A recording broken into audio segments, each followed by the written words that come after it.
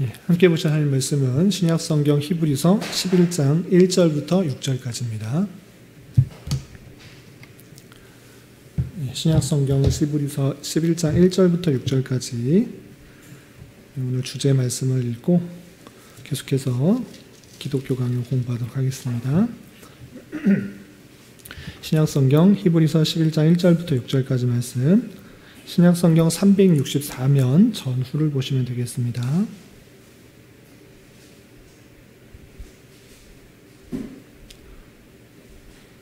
찾으셨나요?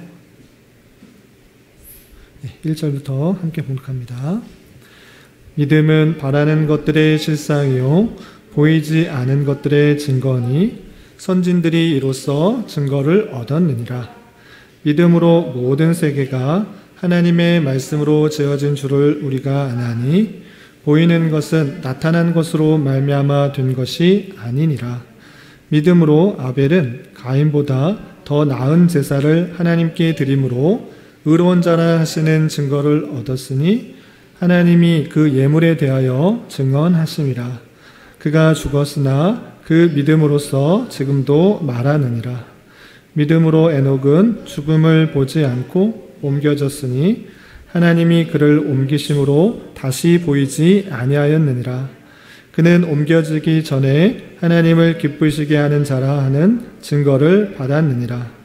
믿음이 없이는 하나님을 기쁘시게 하지 못하나니 하나님께 나아가는 자는 반드시 그가 계신 것과 또한 그가 자기를 찾는 자들에게 상 주시는 이심을 믿어야 할지니라.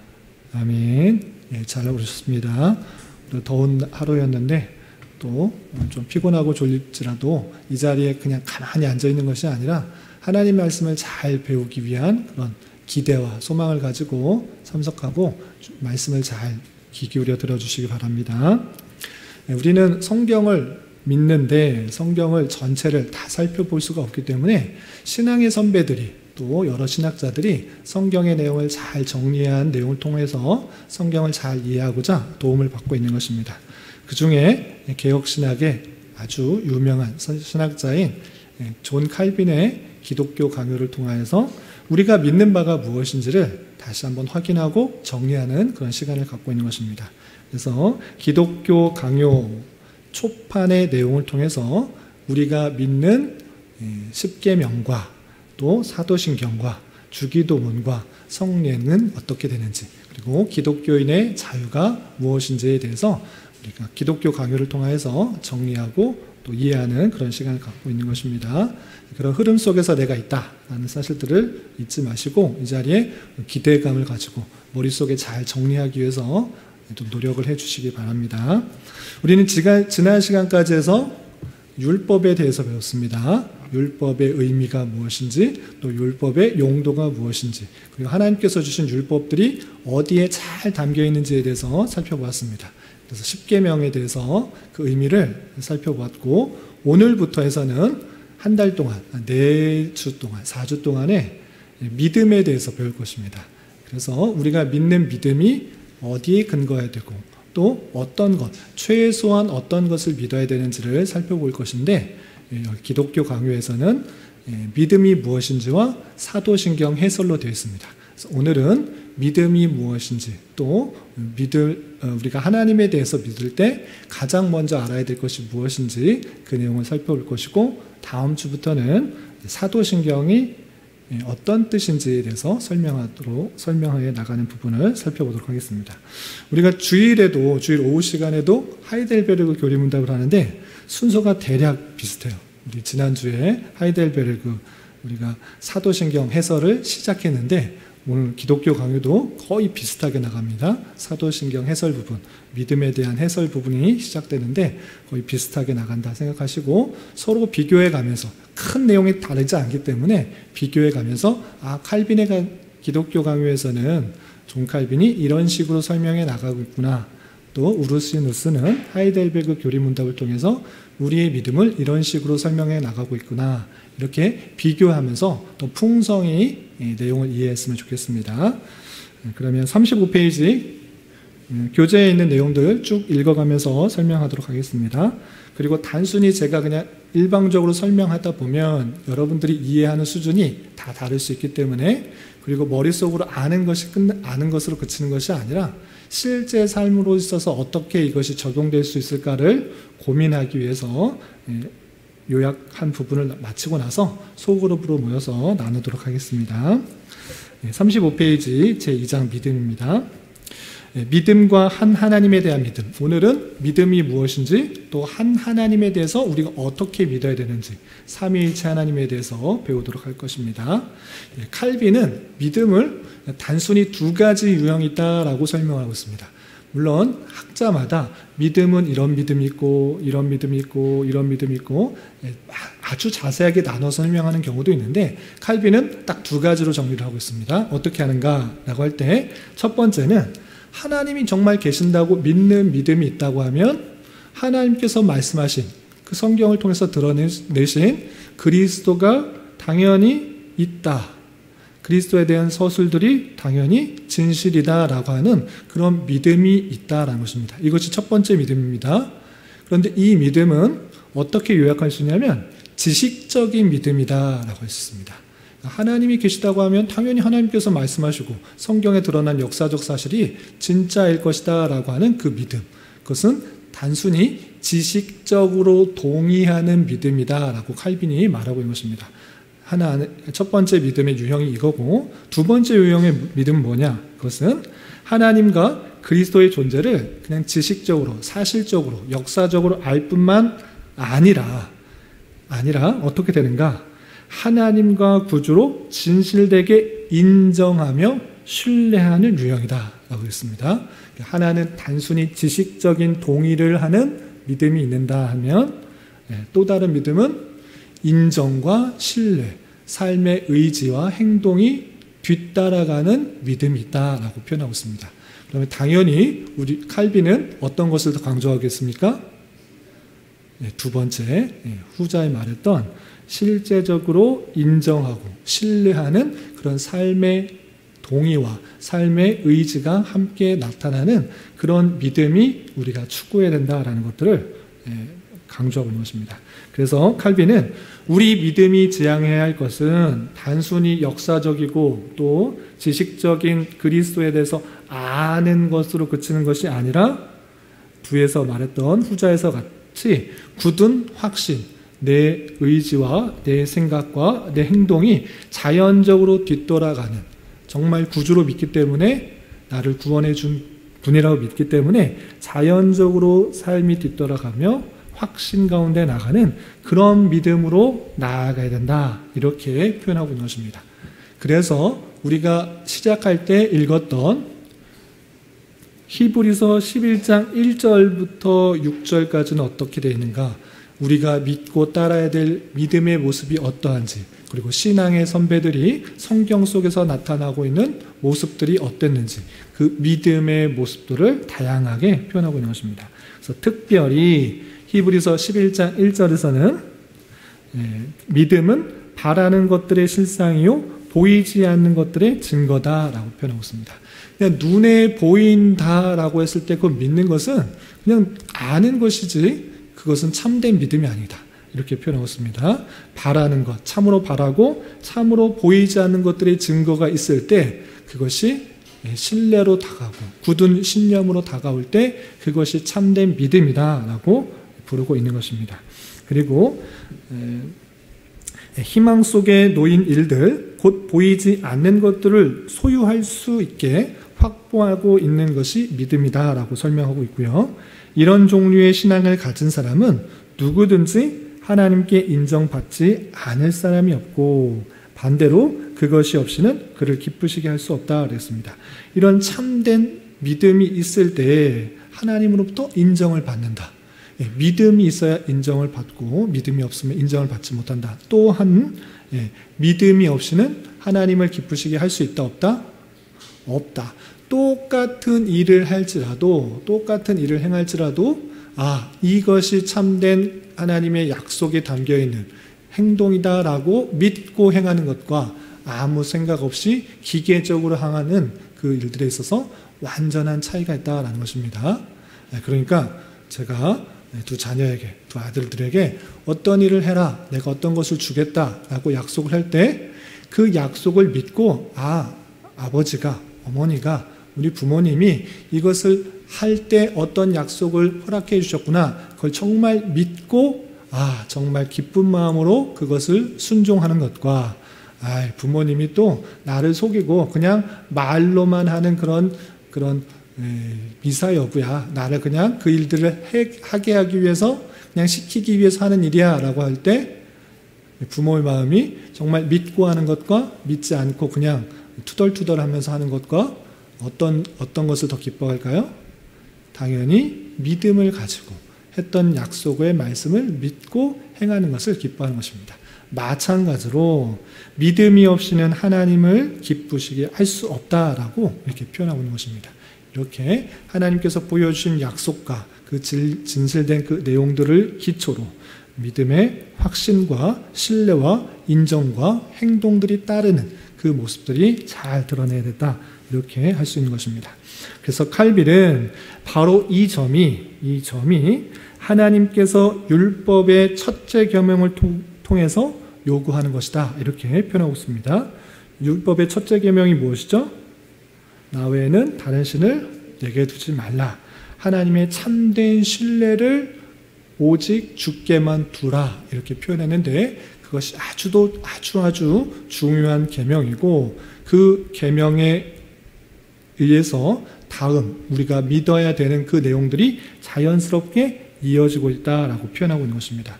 그래서 만일 우리의 희망과 여러분들의 희망과 여러분들이 진짜로 믿는 것들이 오직 하나님이 아니고 다른 것으로 향하게 되면 그것은 우상 숭배다, 다른 신들을 숭배하고 가지는 것이다, 이렇게 표현하고 있고, 그래서 우리의 참된 신뢰가 하나님께로 있게 되게 하기 위해서 우리는 그 믿는 것, 그 믿음의 참된 지식을 설명한다라고 칼빈은 자연스럽게 이어져 가고 있는 것입니다. 아시겠죠? 율법의 내용 중에 가장 첫째 계명, 하나님을 참으로 신뢰하는 것, 나 외에는 다른 신을 두지 말라, 참된 믿음의 대상을 오직 하나님께만 두도록 하는데, 그 신뢰와 믿음의 대상을 오직 하나님께만 두도록 했는데, 그렇다면 그 하나님이 어떠한 하나님인가를 자연적으로 설명해야 된다라고 하면서 우리가 믿는 그 하나님에 대해서 설명하고 있는 것입니다.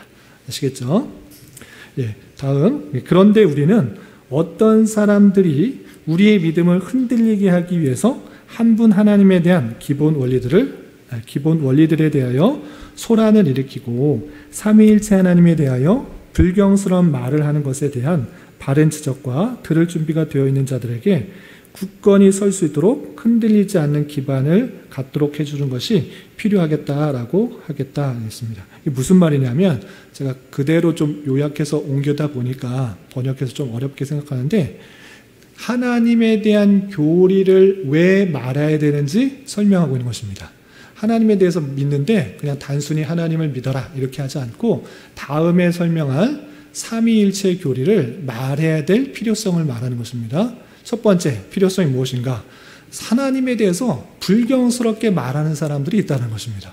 하나님이 창조했던 하나님이 또 사람의 모습으로 바뀌어서 또 그 성자 하나님이 성령 하나님으로 바뀌고 등등등의 하나님에 대한 잘못된 지식으로 불경스럽게 하나님에 대해서 말하는 경우가 있기 때문에 다음에 삼위일체 교리를 말할 수밖에 없다, 이렇게 말하는 것이고, 두 번째 이유, 우리가 하나님을 잘 믿으려고 준비를 하고 있는데 그럼 어떻게 믿어야 되는가?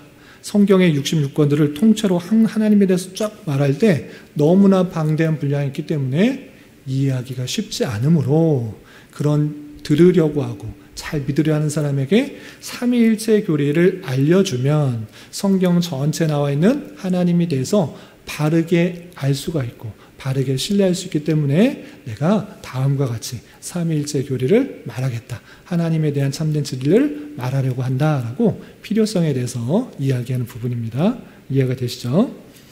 그래서 이제 다음과 같이 삼위일체 교리를 증거하는데, 물론 기독교 강요 초판에서는 삼위일체 교리에 대해서 설명하는데 크게 두 가지에 대해서 표현하고 있습니다.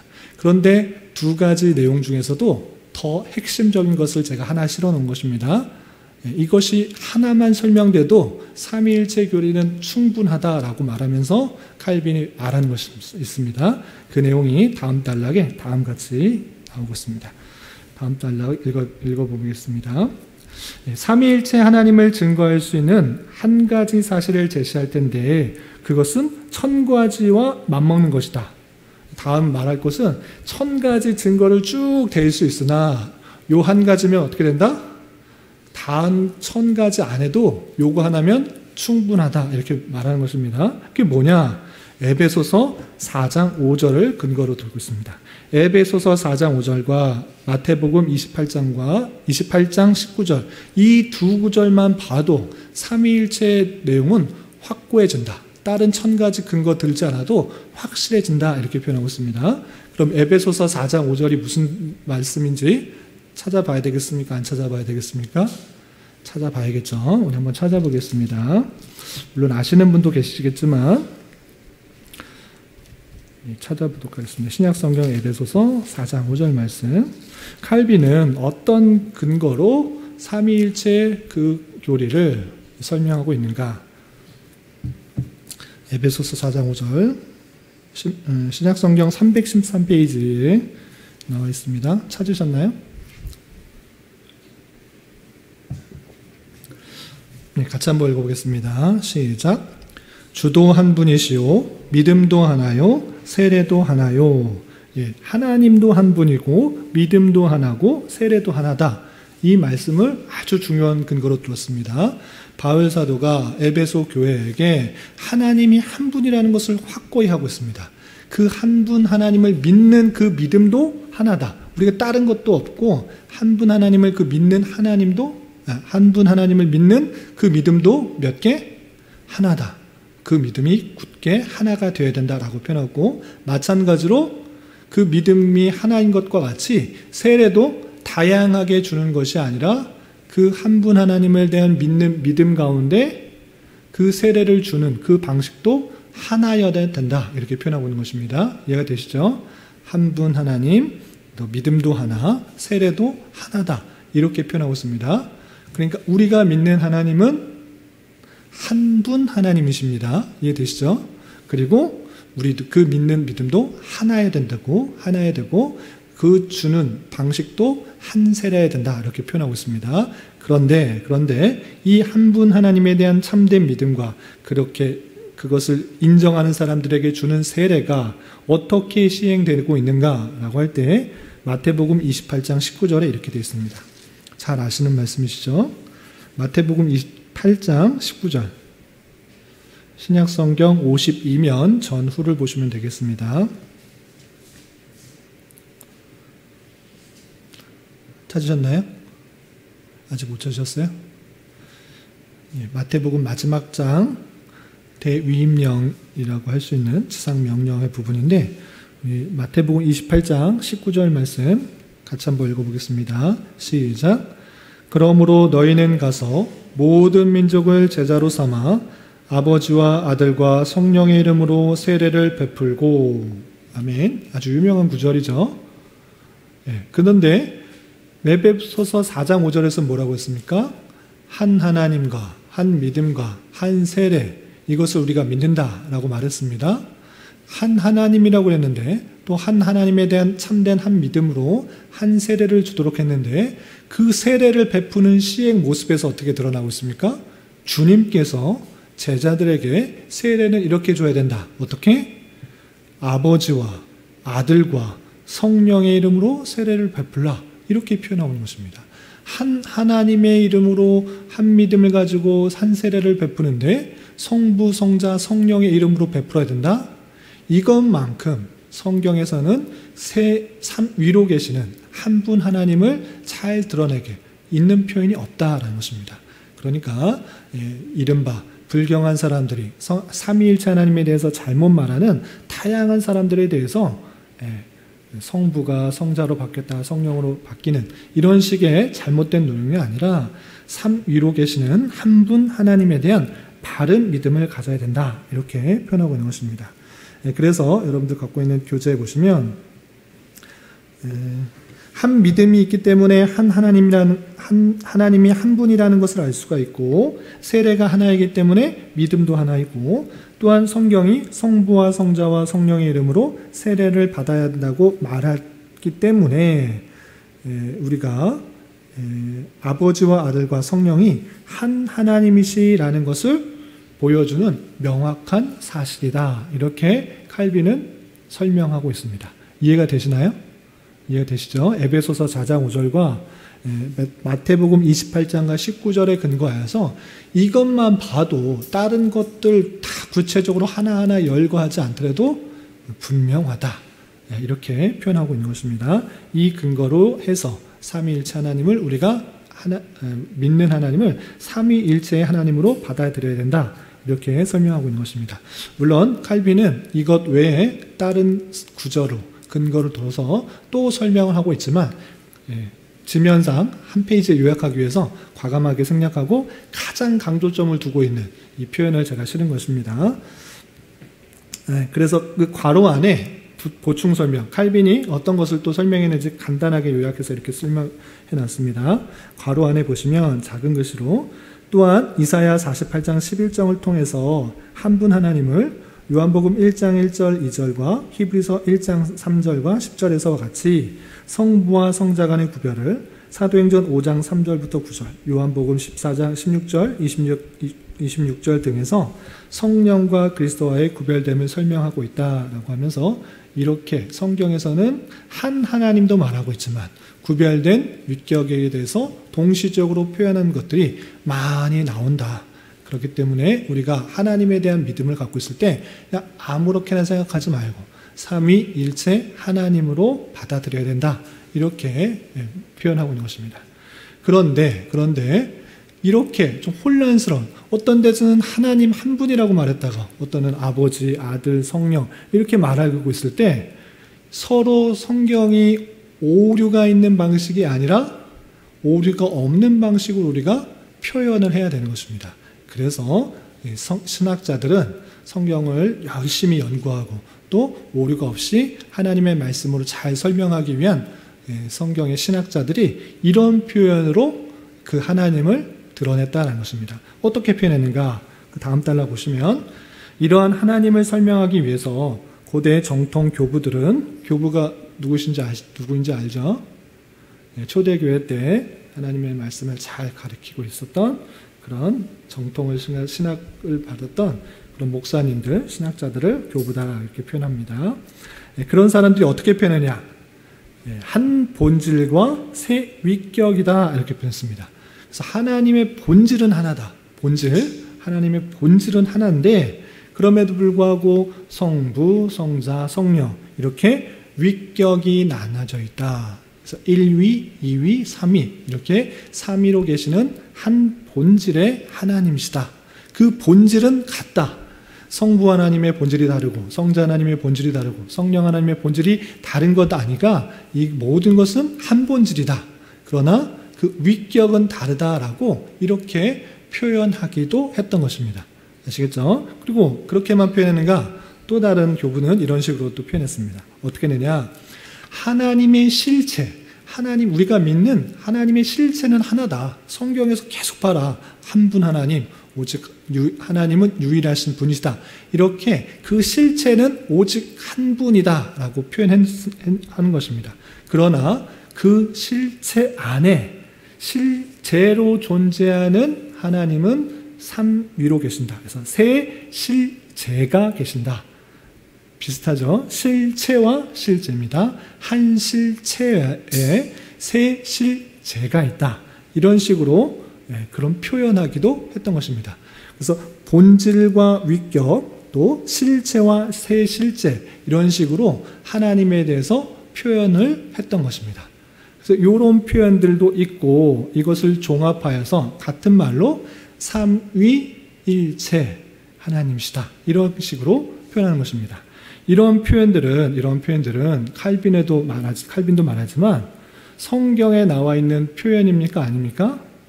성경에는 이런 실제나 본질, 실체, 삼위일체라는 그런 단어가 나오지는 않습니다. 그렇지만 성경을 바로 이해하기 위해서 우리의 일을 돕기 위해서 좀 더 명확한 말로서 표현하고 성경 자체를 충실하게 드러내기 위해서 또 받아들이기 위해서 이런 표현을 쓰게 된 것이다. 이렇게 설명한 것입니다. 삼위일체가 성경에도 나와 있지도 않은데 너희는 하나님을 왜 그렇게 믿냐? 성경에 안 나와 있는 걸 왜 믿냐? 이런 식으로 한 것이 아니라 언제든지 성경의 그 하나님을 더욱더 잘 설명할 수 있는 표현이 있으면 언제든지 바꿀 수 있는 것입니다. 그럼에도 불구하고 이런 표현들로서 성경 전체의 하나님을 바로 이해할 수 있기 때문에 이런 표현들을 써서 성경을 잘 섬기는 것입니다. 이해가 되시죠? 예. 그러나 실제로 있어서 어떤 이단들이었습니까? 초기 기독교 이단이 있습니다. 초대 교회 때 3세기경에 아리우스와 또 사벨리우스라는 그런 이단들이 있었습니다. 어떤 이단들인가? 하나님에 대해서 잘못 설명한 것입니다. 어떻게 설명했냐면 아리우스라는 사람은 그리스도가 하나님의 아들 맞다. 성경에 분명히 써 있으니까 하나님의 아들이다. 그렇게 고백은 하는데 근데 하나님의 아들 그 예수 그리스도는 창조되었다. 무엇보다도 더 먼저 창조된 것이다 라고 말했습니다. 그래서 동일 본질이 아니라 유사 본질이다. 아까 성부 하나님도 성자 하나님도 성령 하나님도 어떤 본질이라고 했습니까? 한 본질 이렇게 표현했는데 다른 본질이다 이런 식으로 표현했습니다. 어려운 말을 하면 호모우시아가 아니야 호모이우시아다 라고 하면서 동일 본질이 아니라 유사 본질이다. 예수 그리스도도 창조된 것이다. 모든 만물보다 먼저 태어난 것이다. 창조되었다. 안이 계신 때가 있었다라고 이렇게 표현하는 것입니다. 이러할 때 그것은 잘못됐다라고 어디에서 나왔느냐, 어느 회의에서 정죄되었는가라고 했을 때 니케아 신조, 니케아 회의 제1차 공의회 때 AD 325년 니케아 회의 때 아리우스가 아타나시우스에 의해서 정죄되었던 것입니다. 그래서 니케아 신조에 하나님은 성자 하나님은 성부 하나님과 동일 본질이다라는 것이 성경 전체의 내용으로 고백되어졌고 아리우스는 정죄되었던 것입니다. 이해되시죠? 그럼 또 다른 사람이 있었습니다. 어떤 사람이냐? 사벨리우스라는 사람이 있습니다. 들어보셨나요? 많이 들어보시게 될 것입니다. 처음 들으신 분은 많이 들어보시게 될 텐데 사벨리우스 사람도 마찬가지로 3세기경에 있었던 그런 사람인데 이 사람은 어떻게 말하느냐? 성경은 한 하나님이라고 말했지 않느냐? 그래서 이것을 아버지, 아들, 성령으로 구분할 필요가 없다. 그것은 그냥 속성이 또 다양한 하나님의 속성이 다양한 것을 표현한 것뿐이다 이렇게 말하는 것입니다. 예를 들면 어떤 가족의 가장이 집에서는 아빠라고 불리고 회사에서는 그 회사의 직책으로 부르고 또 다른 곳에 가서는 친구들 중에 한 명이라고 불릴 때 각각의 속성, 하는 일들이 다르기 때문에 다르게 불리는 것뿐이다. 하나님은 한 분이시지만 다르게 불리는 것뿐이다. 이렇게 말한 것입니다. 사벨리우스의 이 표현이 맞는 것입니까? 틀린 것입니까? 틀린 것입니다. 분명히 동시에 계시는 그 모습들이 드러나고 있는데 이 사벨리우스는 아버지, 아들, 성령이라는 그런 이름들은 하나님의 속성이 다양한데 속성 내 다양한 속성을 말하는 것뿐이다. 구분하면 안 된다. 이렇게 표현한 것입니다.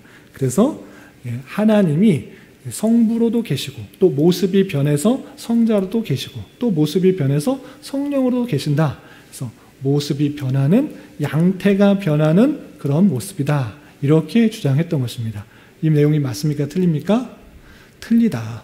이런 아리우스나 예수님은 동일하진 않지만 모습이 변한 것은 아니지만 유사본질이다. 하나님과 똑같지 않다. 이렇게 말한 것도 이단이고 또 모습이 계속 변화가면서 하나님께서 그렇게 표현한 것이다. 속성이 변해서 나타난 것일 뿐이다. 이렇게 말하는 것도 잘못됐다라고 표현하고 있는 것입니다. 그래서 이런 아리우스나 사벨리우스 같은 그런 이단들, 하나님의 삼위일체에 대해서 잘못 말하는 것을 불경건하다. 그리고 잘못됐다. 이런 식으로 이렇게 말했던 것입니다. 그래서 한참 후에 5세기경에 5세기 말에 아타나시우스 신조가 생겼습니다. 아타나시우스 신조에 의해서 삼위일체가 어떤 것인지에 대해서 아주 잘 표현했습니다. 그래서 우리가 구원받기 위해서 하나님을 믿어야 된다라고 할 때 이렇게 믿어야 된다라고 아주 잘 표현했던 것입니다. 아다나시우스가 비록 작성한 신조는 아니지만 이렇게 첫 번째 아리우스 주장, 예수님은 유사 본질이다라고 말했던 아리우스를 비판하고 정죄하고 이단으로 했던 아타나시우스의 그 정신을 잘 받아서 후에 사람들이 그 정신을 받아서 아타나시우스 신조를 만들었을 때 그 삼위일체 내용을 아주 잘 정리했던 것입니다.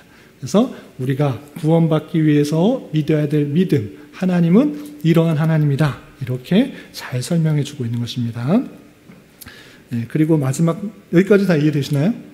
한 가지 조금 더 이렇게 좀 설명드리자면, 이 사벨리우스 같이 모습이 변한 것이다. 성부 하나님이 변해서 성자 하나님이 되고, 성자 하나님이 변해서 성령 하나님이 됐다. 속성들이 계속적으로 다양한 속성들이 있는데 변화되고 보여주는 것이 다를 뿐이다 라고 말하는 이런 이단들을 양태론적 이단이다 이렇게 표현합니다. 양태론, 모습, 양태가 바뀐다, 모습이 바뀐다, 모두가 바뀐다, 이런 식에서 양태론이다 이렇게 표현하고, 아리우스 같이 말하는 그런 사람은 역동적 단일신론 또는 양자론이다 이런 식으로 표현하는 것입니다. 어려우면 뒤에 거는 잊어버리고 사벨리우스와 아리우스 이름이라도 잘 기억해 두시기 바랍니다. 삼위일체 이단 중에서는 아리우스와 사벨리우스 이단이 있었다 이렇게 이해해 두시고, 그들이 삼위일체 하나님에 대해서 잘못 표현한 것을 칼빈은 아주 불경건하다, 손해를 일으키는 것이다 이런 식으로 표현해서 그런 것 아니고 우리가 믿는 성경 66권을 통해서 알 수 있는 하나님은 한 본질의 세 위격, 한 실체의 세 실제가 있는 삼위일체의 하나님이다. 이것을 잘 밝혀주고 있는 것입니다. 그래서 마지막 달라 읽겠습니다. 삼위일체 하나님은 동일 본질로서 모든 곳에서 모든 일을 함께 하시지만 성경에서는 아버지에게는 활동의 시작 및 만물의 기초와 원천을 돌리고, 아들에게는 활동의 지혜와 계획을, 성령에게는 활동의 능력과 효과적인 사역을 구별하여 돌리고 있다라고 표현했습니다. 아까 양태론이 아니기 때문에 성부, 성자, 성령 하나님께서는 태초 이전부터 영원까지 항상 함께 계시는 것입니다. 그리고 그 사역에 있어서도 모든 사역을 함께 하시는 것입니다. 우리 예전에도 배웠습니다. 천지창조의 상력은 오직 성부 하나님만의 사역입니까? 그리고 십자가에 달려 돌아가시는 사역은 오직 예수 그리스도만의 사역입니까? 그렇지 않고 모든 것은 한 하나님의 나뉠 수 없는 그 모든 함께 사역하는 것입니다. 그럼에도 불구하고 나뉠 수가 없기 때문에 모두 같이 사역하는 것임에도 불구하고 그 영광이 어디에 들려지는가? 칼빈의 표현에 의하면 아버지, 성부 하나님께서는 활동의 시작, 그리고 만물의 기초와 원천, 쉽게 말해서 창조에게 그 영광이 성부 하나님께 돌려지는 것이고, 또 아들에게는 활동의 지혜와 계획, 쉽게 말해서 그 일들이 실제적으로 하나님의 사랑이 구체적으로 드러나는 활동과 실천의 내용들이 십자가로 드러났기 때문에 십자가 구속의 사역을, 그 영광을 성자 하나님께 돌리는 것이고, 그리고 성령 하나님께서는 그 예수 그리스도께서 대속하신 그 보혈의 공로를 택하신 사람에게 입히시는 활동적인 능력과 효과적인 실패하지 않는 그 사역을 행하시는 것을 누구에게 영광을 돌리는가라고 할 때 성령 하나님께 돌린다. 이렇게 이해하시면 되겠습니다. 이해가 되시죠? 그런데 너무나 구체적으로 그것을 강조하다 보면 완전히 분리된 사역으로 생각할 수 있는데 그렇게 생각하지 않고 모든 사역에서 함께 사역하신다. 동일 본질로서 모든 일을 함께 행하신다. 이것을 잘 기억하셔야 됩니다. 그럼에도 불구하고 그 영광이 성부, 성자, 성령 하나님께 돌려지는 은혜가, 역사가 다른데 그것은 사람이 그냥 나눈 것이 아니라 성경에서 강조되고 있는 것에 따라서 그렇게 말하는 것뿐이다. 이렇게 이해하시면 되겠습니다. 이해가 되시나요? 네, 여기까지 이제 믿음과 한 하나님에 대한 믿음에 대해서 배웠고 다음 주에는 이제 사도신경 해설 천천히 한 부분 한 부분 살펴나가실 텐데 잘 이해했는지 그리고 이러한 이해들이 어떻게 실제 삶에 적용될 수 있는지 소그룹으로 모여서 함께 이야기를 나누도록 하겠습니다.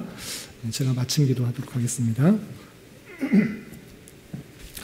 하나님 아버지 감사합니다. 오늘 기독교 강요 믿음과 하나님에 대한 믿음의 그 부분을 통하여서 우리가 하나님을 어떻게 믿어야 될 것이고 또 하나님에 대해서 어떻게 계시는지 믿어야 되는지 좀 살펴보았습니다. 하나님에 대한 지식적인 알모로 끝나는 것이 아니라 그 하나님에 대해서 우리가 바로 이해하고 우리의 신뢰와 우리의 생각과 우리의 마음과 행동이 온전히 주께로만 고정되어서 그분의 말씀대로 순종하는 그런 삶을 살아갈 수 있는 기회 될 수 있도록 인도하여 주시옵소서. 이제 소그룹으로 모여서 또 나누려고 합니다. 또 함께하여 주시옵소서. 예수님의 이름으로 감사히 기도드리옵나이다. 아멘.